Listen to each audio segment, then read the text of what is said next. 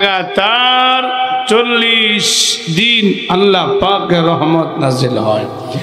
যেখানে গান হয় কি হয়, সেখানে লাগাতার খোদার লানত বর্ষিত হয় একাধারে 40 দিন। নাউজুবিল্লাহ বলে। আমেরিকাতে দেখছেন না যে আগুন লাগছে, মাটির নিচ থেকে আগুন উঠছে, এটাকে বলা হয় দাবানল।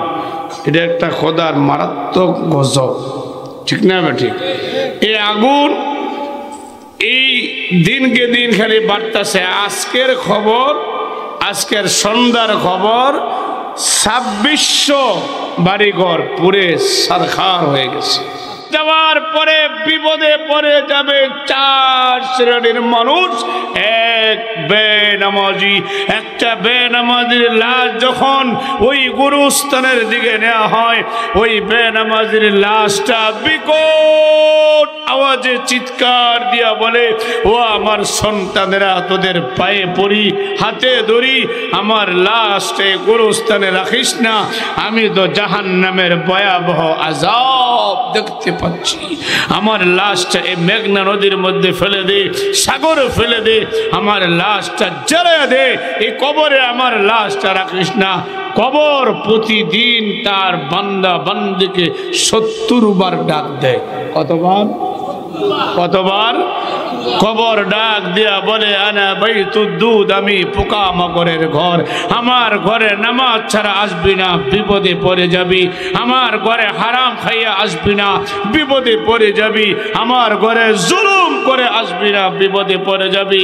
কবর ডাক দিয়া বলে, আনা বাইতুল গুরবা, আমি অপরিচিত ঘর, আমার ঘরে আমল ছাড়া আসবো না।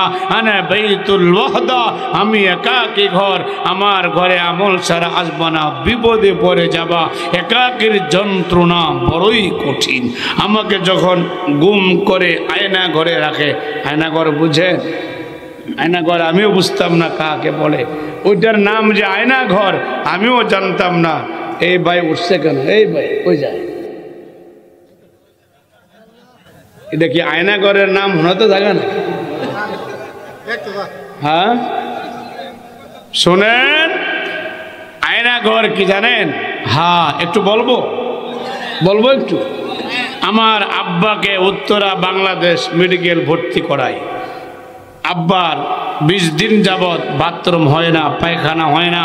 সেখানে আব্বার জন্য খানা নিয়ে গিয়েছিলাম। ও দুস্থ বুজুর্গ, মেডিকেলের সামনে যাওয়ার পরে 5-7 জন লোক আমাকে এসে খুব খাতির লাগাইলো, বলল, ভাই আপনার বাবা তো 20 দিন যাবৎ বাথরুম হয় না, ঢাকা মেডিকেল থেকে ফেরত এনেছেন, আপনার বাবার শ্বাসকষ্ট, হার্টের সমস্যা।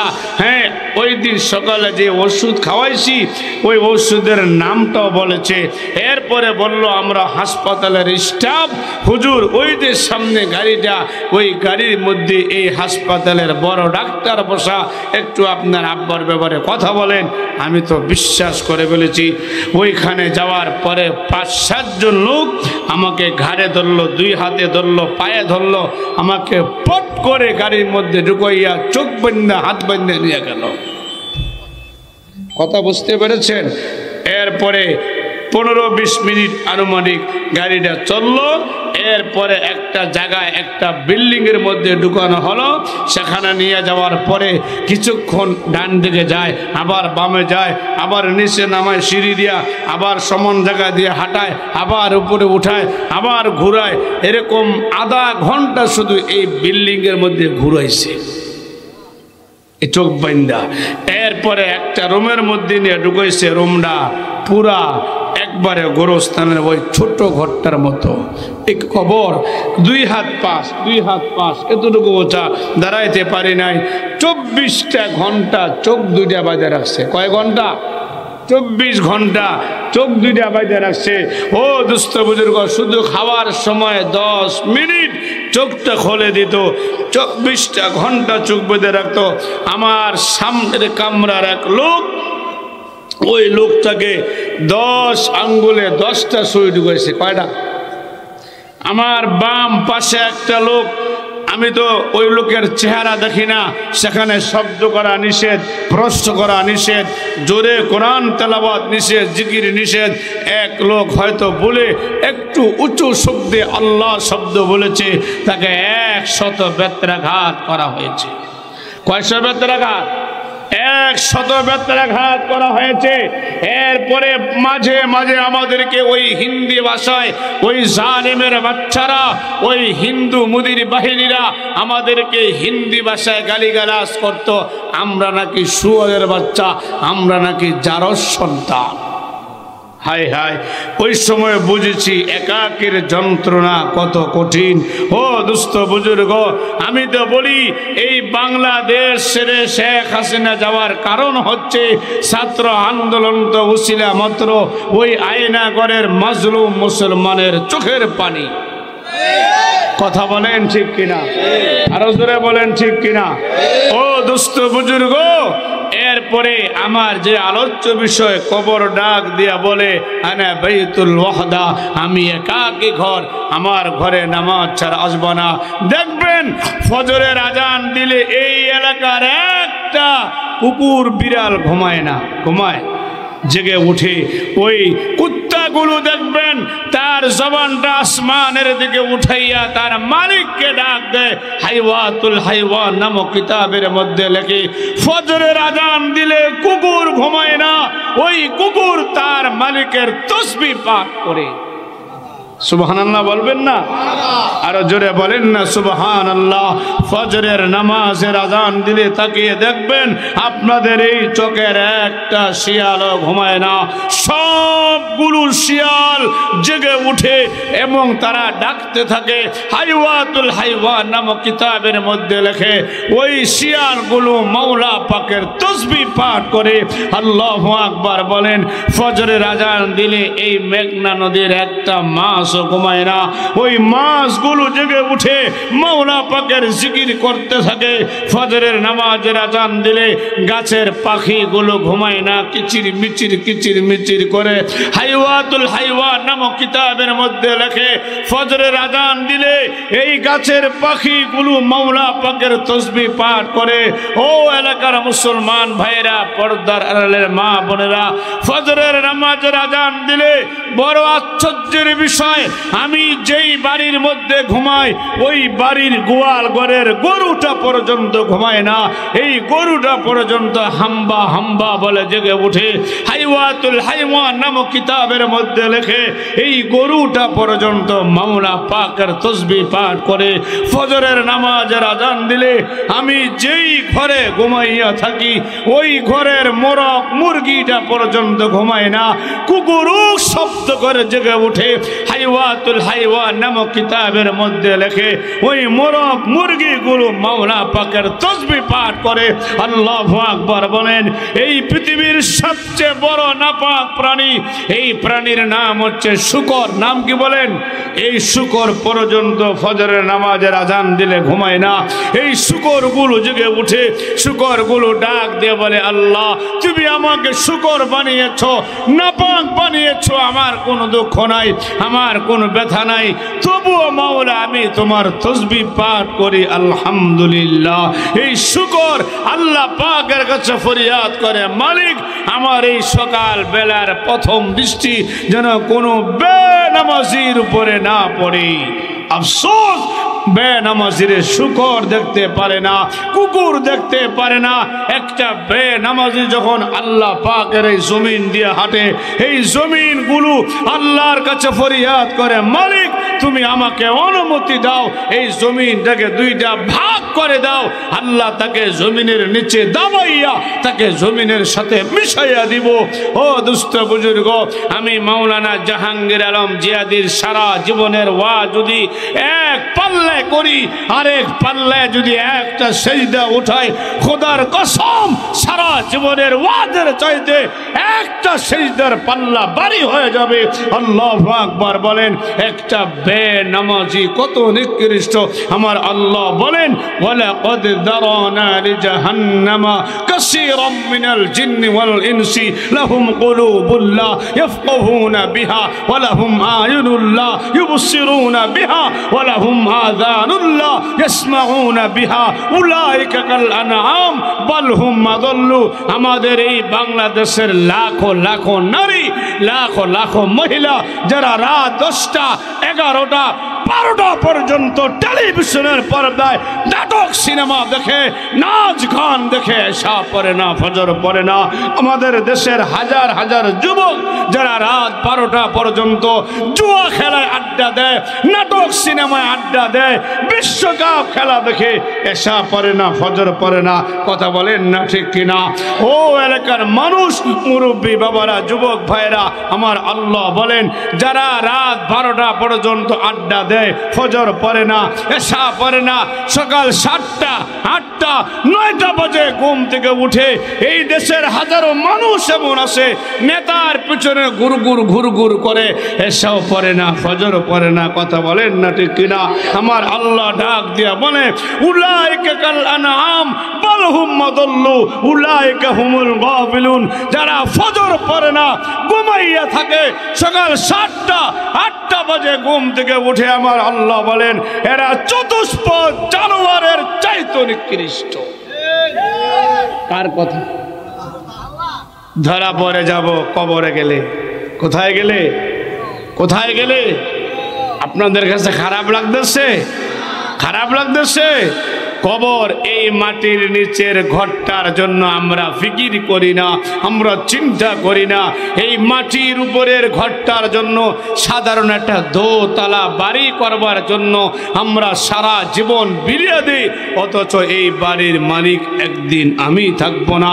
আগামী 200 বছর পরে ও এলাকার মানুষ, আমি আপনাদেরকে একটা প্রশ্ন রাখি, আগামী 200 বছর পরে আপনি যে একটা বাড়ি বানিয়েছেন বড় শখ করে, এই বাড়ির মালিক আপনিও থাকবেন না, আপনার ছেলেও থাকবে না, আপনার নাতিরাও থাকবে না। এমন কিছু মানুষ এই বাড়ির মালিক হবে যারা 80 বছরে আপনাকে একবার স্মরণ করবে না। ধোঁকা। কি কি? সব ধোঁকা, ক্ষমতা ধোঁকা, সব কিছু ধোঁকা। ও দুস্থ বুজুর্গ, আমার আল্লাহ ডাক দিয়া বলে আমাল হায়াতুদ দুনিয়া ইল্লা মাতাউল গুরুর। এই সারা দুনিয়া ধোঁকা, ক্ষমতা ধোঁকা, রাজত্ব ধোঁকা, নাটক সিনেমা ধোঁকা, বড় বড় প্রসাদগুলো ধোঁকা, দুনিয়ার আনন্দ ফুর্তি সব ধোঁকা। ধোঁকা যদি নাই হতো 16 বছর 17 বছর ক্ষমতায় থাকার পরে 1 ঘন্টা আগেও জানতো না আমাকে দেশ ছেড়ে চলে যেতে হবে। এর মানে আল্লাহ বুঝাইতে চায় ক্ষমতাটাও ধোঁকা। ক্ষমতাটাও কি? ধোঁকা। ও দুস্থ বুজুর্গ, আল্লাহ অন্য আয়াতে বলেন ওমাল হায়াতুদ দুনিয়া ইল্লা লাইবু ওয়া লাহবু। এই দুনিয়াটা খেলনা ঘর। বাচ্চারা খেলাধুলা করে না? যুবক বাচ্চারা দেখবা এক পাতিলে ভাত রান্না করে, আরেকটা মধ্যে তরকারি রান্না করে, ছোট্ট ছোট্ট ঘর বানায়। যখন মেঘ মানা শুরু হয়ে যায়, বাচ্চারা খেলাধুলা বন্ধ করে দিয়া তাদের আপন ঠিকানা মা বাবার কাছে চলে যায়। ঠিক কিনা? আল্লাহ প্রমাণ করে এগুলো ধোঁকা। এগুলো কি বলেন? এগুলো কি ধোঁকা।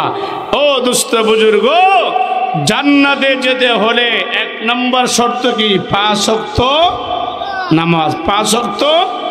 একটা ঘটনা বলি, বলতাম নি? একটু চা দেন, চা। লা ইলাহা লা ইলাহা। একটি ঘটনা বলবো। আরে মুসলমান, চর কমলাপুরের বাসিন্দা বালকনিয়া শোনো, খাজা কুতুবউদ্দিন কাকে রহমাতুল্লাহ আলাইহি ওনার মৃত্যুর আগে বলে গিয়ে শোনো, আমার ইন্তেকালের পরে যাকে দিয়া জানাজা পড়াবা 4টা শর্ত তার ভিতরে থাকতে হবে। শর্ত কয়টা? শর্ত কয়টা? মুসলমান, 1 নম্বর শর্ত, যে লোকটার কোনো দিন তাহাজ্জুদের নামাজ কাজা হয় না। 2 নম্বর শর্ত, যে লোকটার জীবনে কোনোদিন তাকবীরুল্লাহ ছোটে না, তাকবীরুল্লাহ বোঝেননি, ইমাম সাহেব যখন বলে আল্লাহু আকবার, ওই ইমামের সাথে সাথে বলে আল্লাহু আকবার।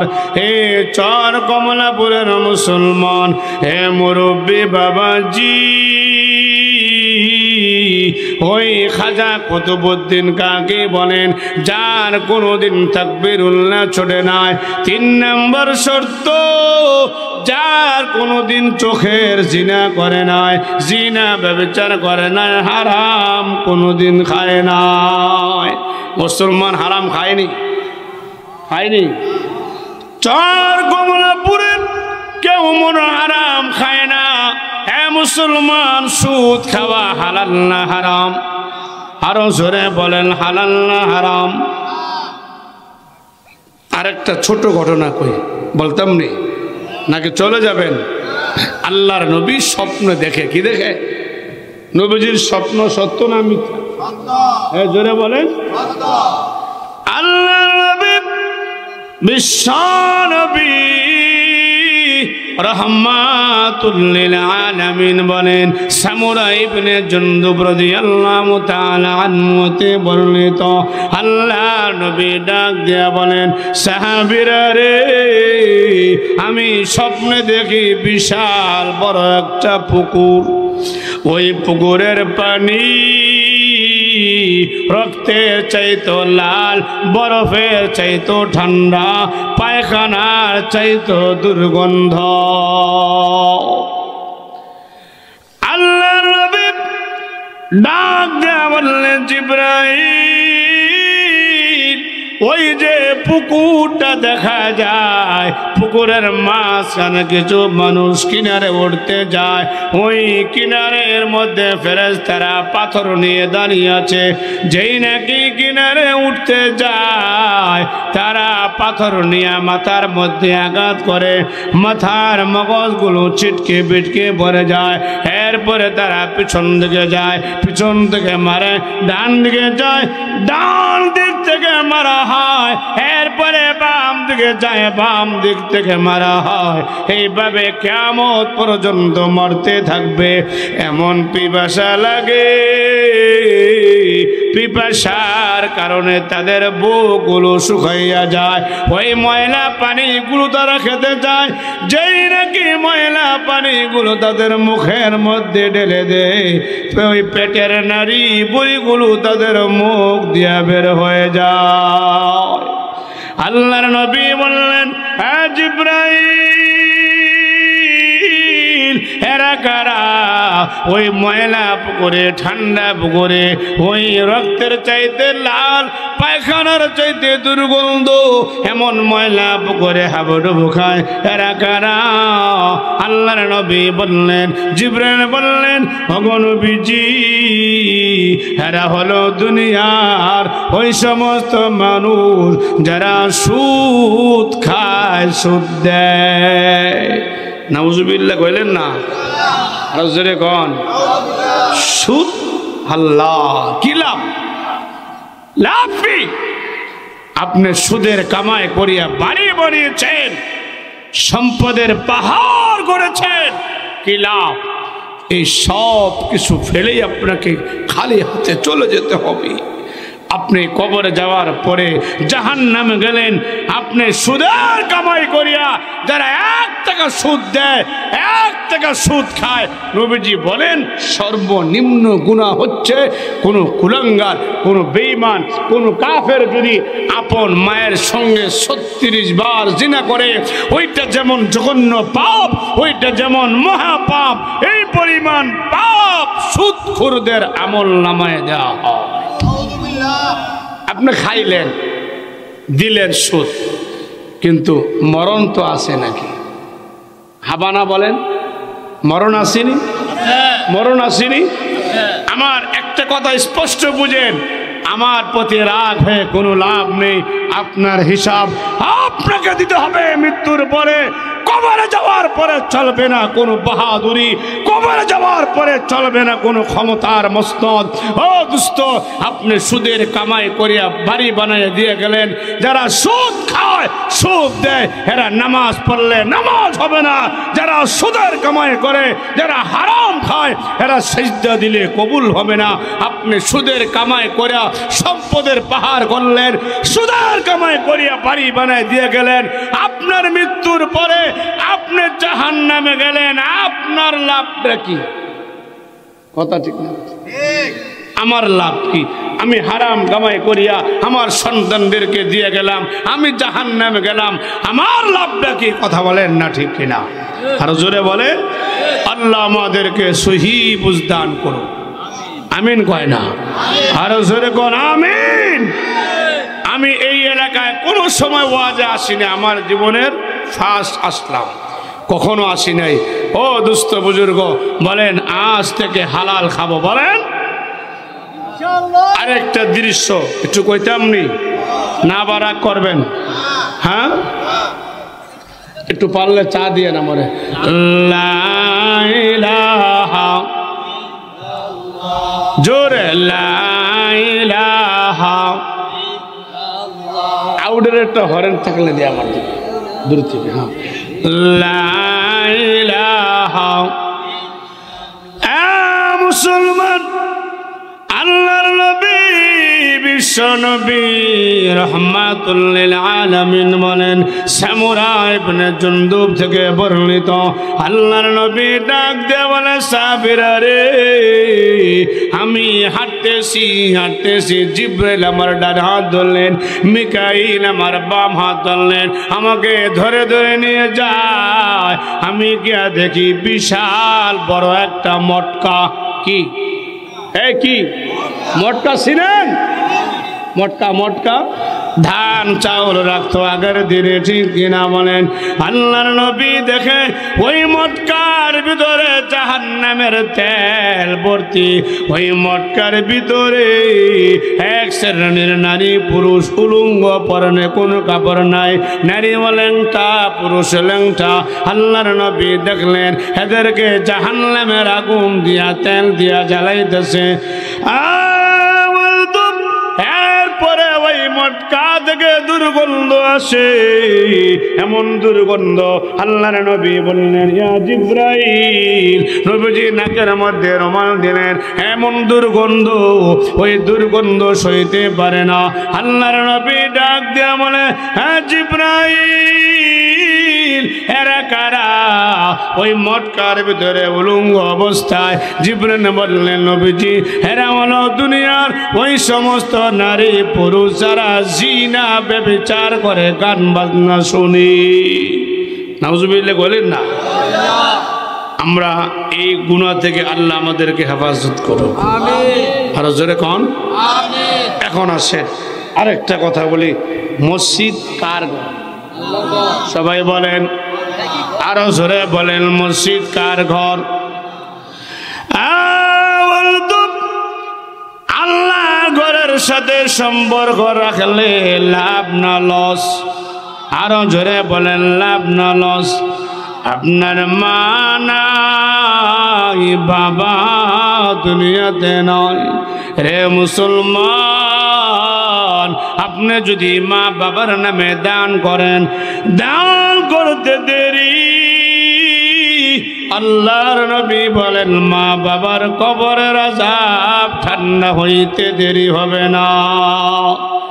বাদশাহ হারুন রশিদ সুবহানাল্লাহ বলেন, জীবনে কোনো দিন তাহাজ্জুদের নামাজ মিস করে নাই। উনি শখ করছে একটা মসজিদ বানাইব। কি বানাইব? হ্যাঁ, কি বানাইব?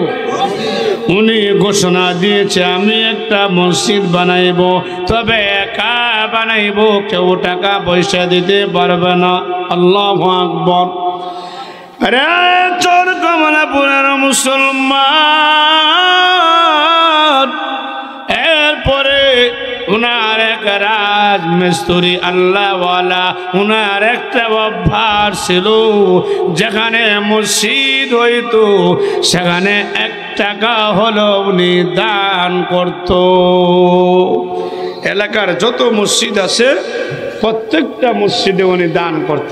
সুবহানাল্লাহ। এরপরে বাদশাহ হারুন রশিদ স্বপ্ন দেখে আল্লাহ ওনার জন্য একটা জান্নাত বানাইছে। সুবহানাল্লাহ।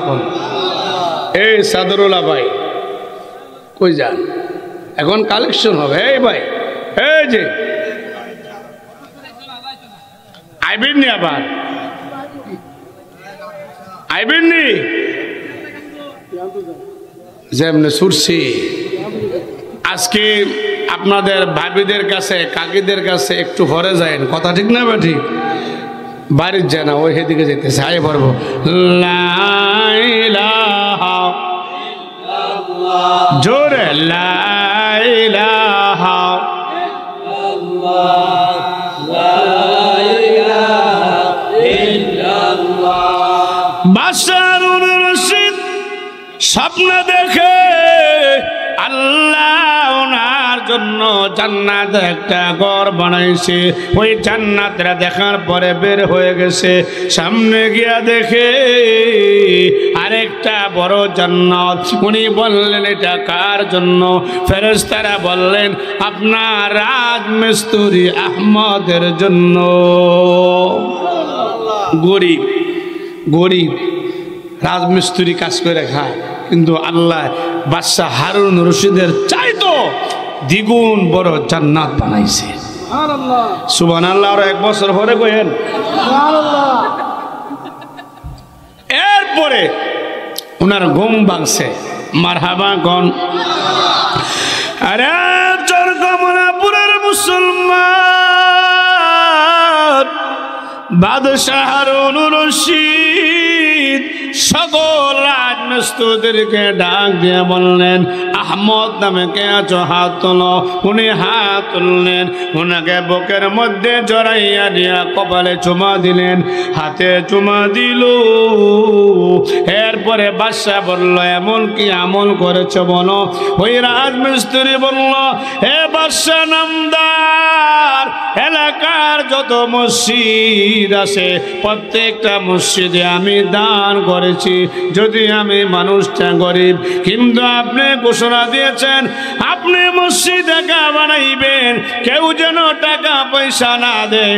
আমি চিন্তা করলাম কিভাবে দেওয়া যায়। আমার বাড়ি খনন করতে গিয়ে 3টা পাথর পেয়েছি, যে পাথরগুলো আপনার পাথরের মতো। আপনি যে পাথর দিয়া মসজিদ বানাইতেছেন হুবহু ওই পাথরের মতো আমি রাত 2টা বাজে আমার বাড়ির 3টা পাথর আপনার মসজিদের পাথরের সাথে মিলাইয়া দিয়েছি।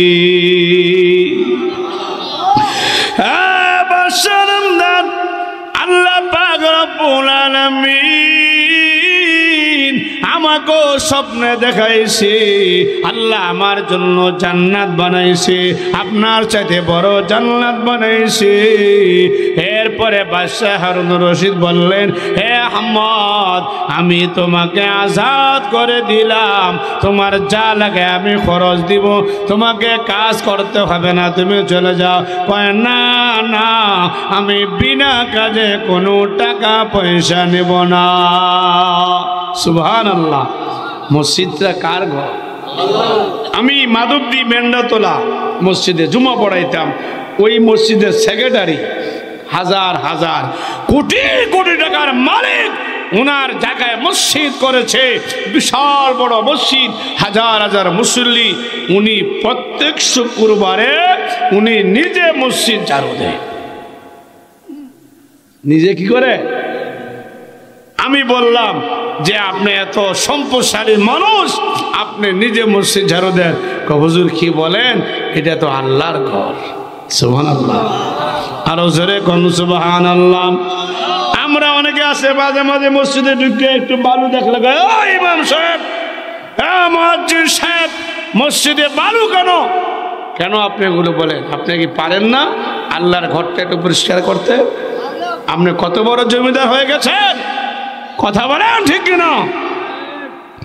বাপ নাই, মা নাই, এরা গোরস্থানে শুয়া শুয়া সন্তানের হাতটা দিকে তাকাইয়া থাকে। সুবহানাল্লাহ। কমলাপুরের মুসলমান বয়ান লম্বা করব না, কিছু কিছু সন্তান আছে বউ লইয়া বিল্ডিং এ ঘুমায়, ওই বড় বড় ঘরের মধ্যে ঘুমায়, আর মা ভাঙ্গা দোসালা ঘরে ঘুমায়। আছে না নাই? আবার কিছু কিছু সন্তান আছে দেখবেন বউ যদি বলে কাপড় লাগবে মার্কেটে দৌড় দেয়, বউ যদি বলে আমি অসুস্থ ডাক্তারখানায় দৌড় দেয়, মা যদি বলে কাপড় লাগবে কয় টাকা নাই। আছে না নাই? আমি গুলোর নাম দিয়েছি 1 নম্বর মাইজ্ঞা। মাইজ্ঞা বুঝেননি? যারা বউর কথায় উঠে বসে, বাপ মার কথা শোনে না, মা বাবার খেদমত করে না। কথা বলেন না ঠিক কিনা? আরে মুসলমান, মুসা কালিমুল্লাহ, আল্লাহ পাকের নবী পয়গম্বর মুসা কালিমুল্লাহ আল্লাহকে বললেন, ওগো মাবুদ, জান্নাতের ভিতরে যে লোকটা আমার সঙ্গে থাকবে তার চেহারাটা দুনিয়ায় থাকতে দেখতে চাই। মুসা নবী আজব আজব কিনিয়া বোর হাতে নিয়ে আগে দেয়। আছে না নাই? এই চর কমলাপুর মনে হয় এমন সন্তান একটাও নাই। হ্যাঁ, হে মুসলমান, ওই কসাইয়ের মা 7 বছর যাব চোখে দেখে না, ওই ঘরে গিয়া মারে গরম পানি দিয়া গোসল করাইছে, মার কাপড় চোপড় ধুতো করাইয়া, গোস্ত বানাইয়া, রুটি বানাইয়া নিজের হাত দিয়া মারে খাওয়াইয়া দেয়। ওই মা 2টা হাত উঠাইয়া সন্তানের জন্য দোয়া করে, ওগো মালিক, ওগো আল্লাহ, আমার সন্তানরা আমারে গোসল করাইয়া দেয়, আমারে কাপড় চোপড় ধুতো করাইয়া দেয়, আমাকে খাওয়াইয়া দেয় গো মালিক। ও আল্লাহ, আমার সন্তানের জন্য দোয়া করি, আল্লাহ আমার সন্তানের মৃত্যুর পরে মুসা নবীর সঙ্গে জান্নাত দিও। আল্লাহ তাআলা আমার দোয়া কবুল করেছে। কথা বলেন ঠিক কিনা? হ্যাঁ, চর কমলাপুরের মুসলমান, আল্লাহর নবী ডাক দে বলে, যারা মা বাবার মনে কষ্ট দিবা লা সলাতেন, এদের নামাজ বাতিল। যারা মা বাবার মনে কষ্ট দিবা ওয়ালা জিকিরাতান, তারা জিকির করলে কোনো লাভ হবে না। যারা মা বাবার মনে কষ্ট দিবি রে সন্তান, ওয়ালা তিলাওয়াতাল কোরআন, কোরআন তেলাওয়াত করলে কোনো লাভ হবে না। মা বাবার মনে কষ্ট দিলে ওয়ালা হাজাতান, হজ করলে কবুল হবে না। এ চর কমলাপুরের মুসলমান, মা বাবারে কষ্ট দিবি না। কথা কও ঠিক কিনা? 1 মিনিট বয়ান শেষ করে দিচ্ছি, খেয়াল করেন। যমুনা টিভির নিউজ। কোন টিভি? দেখেন, সার্চ দিয়ে পাইবেন। এই কুমিল্লা মুরাদনগরের এক সন্তান, ছোট্ট সময় বাপ মারা গেছে, মা ভিক্ষা কইরা ছেলের এমএ পাস করাইছে। সুবহানাল্লাহ। আরে বলতো, সন্তান আমেরিকা যাওয়ার পরে ওই রঙ্গিলা বউ একটা বাড়িতে রেখে গেছে। শয়তানের আড্ডি। আছে না নাই? খালি যত কুপরামর্শ আছে, কিছু মায়া লোক আছে জামাইরে দেয়। কথা কোন ঠিক কিনা? যত কুবুদ্ধি কুপরামর্শ সব দেয়, এগুলো শয়তানের খালাতো বোন। কথা কোন? চর কমলপুরের মুসলমান, ওই সন্তান বোর কথা শুনিয়া মার সাথে 7 বছর কথা কয় না, কয় বছর মাকে খরচ দেয় না, মা ভিক্ষা কইরা খায়। যমুনা টিভি সেখানে চলে গেল। ওই মা বিছানায় পড়া মৃত্যু শয্যায়, সেই তো মা বলে গেছে আমার মৃত্যুর পরে আমার সন্তান যদি বিদেশ থেকে আসে সে যেন আমার কবরে না যায়, আমার কবর গেলে আমার আত্মা ছিঁড়ে যাবে। হ্যাঁ বন্ধু, মার ইন্তেকালের পরে এই সন্তানরা বিবির কথা শুনিয়া মারে বাপ দেয় না, মার সাথে কথা বলে না। ওই রঙ্গিলা বউ 17 কোটি টাকা লইয়া স্বর্ণ গয়না যত আছে সব কিছু লইয়া আরেক বেটা লইয়া ভাগ্য গেছে গা। আল্লাহ বিচার করেনি? কথা কন, খোদার কসম, মা বাবার মনে কষ্ট দিবি, তোর দুনিয়াতে শান্তি নাই, মরার পরে তুই জান্নাত পাবি না। এখানে আলেমরা বসা, মুদমিনুল খামরি ওয়াল আব ওয়াদ-দায়ুস লা ইয়াদখুলুল জান্নাহ, 3 শ্রেণীর মানুষের জন্য জান্নাত হারাম। এক, এখানে একজন যারা মা বাবার অবাধ্য সন্তান। কথা বলে ঠিক কিনা? আমি আমার বাড়িতে সুন্দর একটা ঘর বানিয়েছি, আমি আমার মা বাবাকে বলেছি সবচেয়ে বড় রুমটা তোমরা থাকবা, এটা তোমাদের জন্য বরাদ্দ, বাপ মার ক্ষেত্রে কোনো হিসাব নাই। আজকে সকাল বেলায় আমার বাবা নাই, মারা গেছে, আমার মা বলেছে বাবা আমার একটু গরুর গোশত খাইতে হঠাৎ করে মনে হচ্ছে, সব সময় খায়, এরপরে আবার হঠাৎ করে বলল, সাথে সাথে বাজারে ফোন দিয়া গোশত আনাই দিছি।